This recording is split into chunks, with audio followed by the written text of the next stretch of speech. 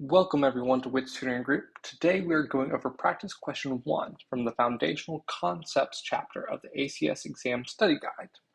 So in this question, they give us the speed of light. That's an important number, but it's just a number right now. Now they give us the value in this unit. This is meters per second. And they want it in nanometers per millisecond. I prefer the fractional way of denoting units, but both ways are correct. So this is just a dimensional analysis problem or unit conversions. And what I always love to do is to set up the railroad tracks, I call them.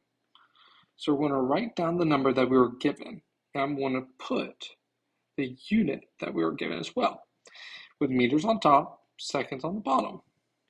And it's our goal to convert both that meters to nanometers and the seconds to milliseconds.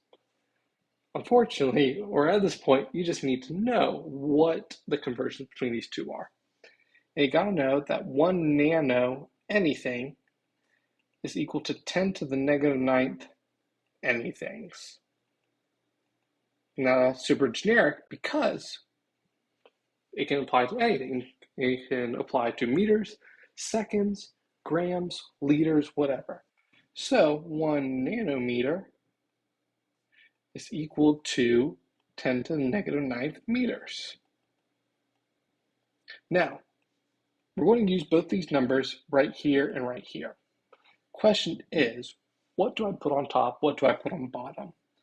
If you struggle with this, think back to just good old algebra.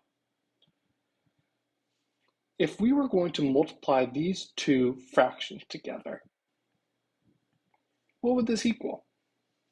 Well, most of us can remember that we can cross-simplify a numerator from one fraction and a denominator from another fraction if we're multiplying them. And we get 3/8.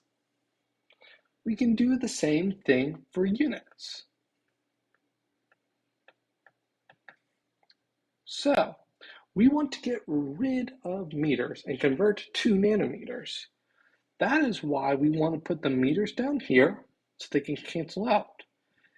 And we'll be left with our nanometers.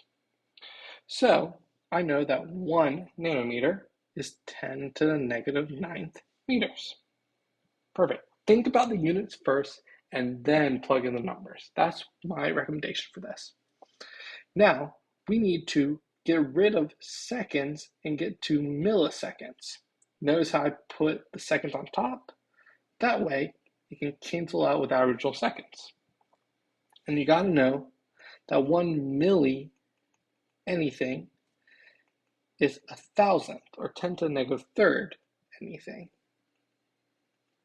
That is why we're going to put 1 millisecond down here and 10 to the negative 3rd up here. If we plug this into our calculators, we should get 3.0 times 10 to the positive 14th nanometers per millisecond. And that will give us answer C. Be careful when plugging this into your calculator. Make sure to use parentheses when applicable. I've seen a lot of folks mess that up when doing unit conversion problems. All right. Hopefully that makes sense. And if you have any questions, leave a comment below, and we'd love to hear from you. Thank you so much.